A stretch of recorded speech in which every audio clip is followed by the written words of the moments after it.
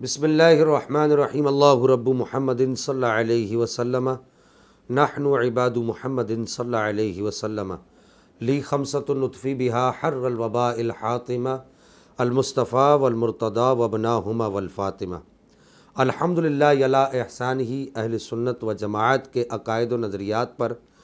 قرآن و احادیث نبویہ، اجماع صحابہ، تابعین و اکابرین امت کی تصریحات پر مشتمل ایک عظیم الشان کتاب جس کا نام شرح اصول اعتقاد اہل سنت ہے، تمام اہل علم حضرات جانتے ہیں، اور اس کتاب کے مصنف ایک قدیم امام جن کا سن وفات 418 سن ہجری ہے، ابو القاسم ہبۃ اللہ بن الحسن بن منصور الطبری اللالکائی ہے۔ آپ نے اس کتاب کے اندر قرآن مجید، احادیث نبویہ، صحابہ کرام، تابعین اور اکابرین امت کی تصریحات کے ساتھ اہل سنت کے تمام عقائد کو تقریباً جمع کیا ہے، اور بالخصوص صحابہ کرام رضوان اللہ تعالیٰ علیہم اجمعین کے باب میں تمام عقائد اہل سنت کے، اکابرین کے، بالخصوص ائمہ حدیث کے، اور بالخصوص امام احمد بن حنبل رحمہ اللہ کے عقائد اس کتاب میں جمع کیے گئے ہیں۔ آپ تمامی احباب اس کتاب کو دیکھ بھی رہے ہوں گے، اس کی زیارت بھی کر لیجئے۔ الحمدللہ علی احسانہ اس کتاب کا اردو ترجمہ چھپ کے آ چکا ہے، اور اس کتاب کی ایک اہم ترین بات اور بھی ہے، اس کتاب کے آخر میں شرح مذاہب اہل سنت کے نام سے بھی ایک کتاب کا اضافہ کیا گیا ہے، اور اس کے مصنف بھی بہت پرانے اہل سنت کے امام جن کا سن وفات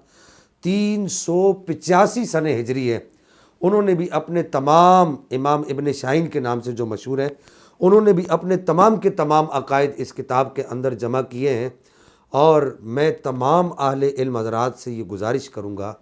کہ اس کتاب کو ضرور پڑھیں۔ حضرت امیر معاویہ رضی اللہ تعالیٰ عنہ و ارضہ عنہ سے متعلق اہل سنت کے کیا عقائد ہیں، محدثین کے کیا عقائد ہیں، ائمہ کے کیا عقائد ہیں، ان تمام عقائد کو اس کتاب میں واضح طور پر بیان کیا گیا ہے۔ اور سب سے آخر میں یہ بات عرض کرنا چاہوں گا کہ پروگریسو بکس اردو بازار لاہور، اس کا شکریہ ادا کرنا چاہوں گا کہ انہی کے تعاون سے اور اس کے مالکان میاں جواد رسول صاحب اور میاں شہزاد رسول صاحب، ان کے تعاون سے یہ کتاب چھپی ہے، اور بالخصوص جن کی کاوشیں اس کتاب کو چھاپنے میں رہی، محقق اہل سنت حضرت علامہ عاطف سلیم نقشبندی صاحب دامت برکاتہم القدسیہ، اور سب سے زیادہ مبارکباد کے مستحق ہیں اس کتاب کے مترجم مفتی حامد حسین القادری الشاذلی صاحب۔ آپ نے نہایت عرق ریزی سے اس کتاب کا ترجمہ فرمایا۔ بہرحال تمام اہل علم حضرات اس کتاب کا ضرور مطالعہ فرمائیں۔